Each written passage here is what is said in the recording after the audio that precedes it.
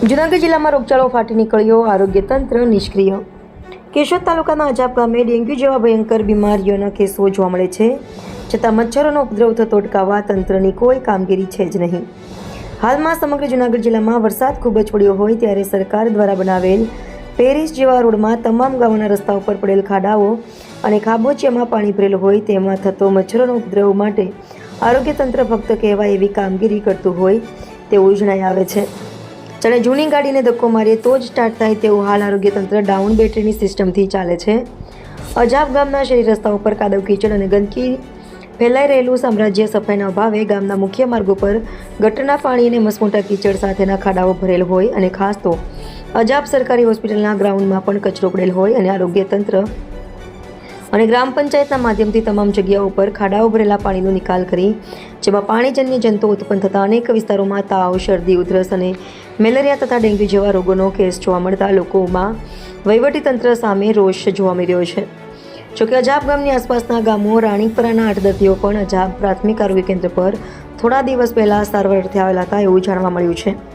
હાલ આ ભયંકર બીમારીને આરોગ્ય વિભાગ દ્વારા કાબૂમાં લેવા માટે સફાઈ, સ્વચ્છતા અને ફોગિંગની કામગીરી હાથ ધરવામાં આવે, દરેક જગ્યાએ યોગ્ય તપાસ કરી ગંદા પાણીનો નિકાલ કરવામાં આવે તેમજ ગામના રસ્તાઓ, શાળાઓ ડીડીટી છંટકાવ કરી ગામના પીવાના પાણી વિતરણ કરવામાં આવતા સંપ અને કુવાબોને બ્લીચિંગ કરીને વિતરણ થાય તેવી દર્દીઓના સગા સ્નેહી અને ગામ લોકોની માંગણી છે।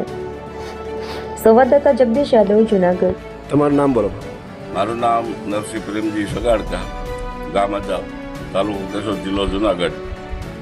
આ અમારા ઘરનાને અહીંયા ડેન્ગ્યુ થઈ ગયો। કાલે અમે ગત તારીખ 9/8ના રોજ સરકારી દવાખાને સારવાર લીધી। ડેન્ગ્યુની પૂરેપૂરી અસર છે અને હાલ અટાણે પણ અમે ત્યાં અજાબ દવાખાને, સરકારી દવાખાને જવાના છે, સારવાર લેવાની છે, બાટલો ચડાવવાનો છે। અને આ મારા પાછળના જે ભાગમાં જ્યાં ગંદકી છે આ બધી આમથી આ આગળથી બીજા પાણી નાખ્યું છે અને અમુક આ ટાઈસના પેરાઈ નાખવાના ટાઈ નાખ્યા નથી અને જે બાજુ જ્યાં નાખવાનો તો જ્યાં નથી નાખ્યું, આમ આગળ પાછળ નાખીને બધે અહીંયા મારા ઘર પાસે જ ખાડો છે।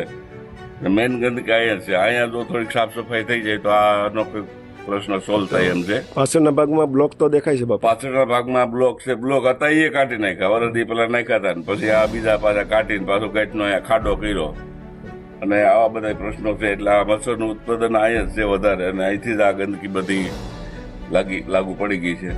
મારા ઘરે આવ્યા હતા સરકારી માણસો, એને કંઈક માછલી નાખીને એવું બધું કંઈક સાફસૂફ કર્યું છે ને આજે અમે હજી આગળ સરકારી દવાખાને સારવાર લેવા જવાના છીએ। પાવડરને કોઈ છંટકાવ કરેલો કે કોઈ છંટકાવ નથી અને જે કાંઈ સરકારની ધારાધોરણમાં જે કંઈ થતું હોય એ કરવા અમારી માંગ છે।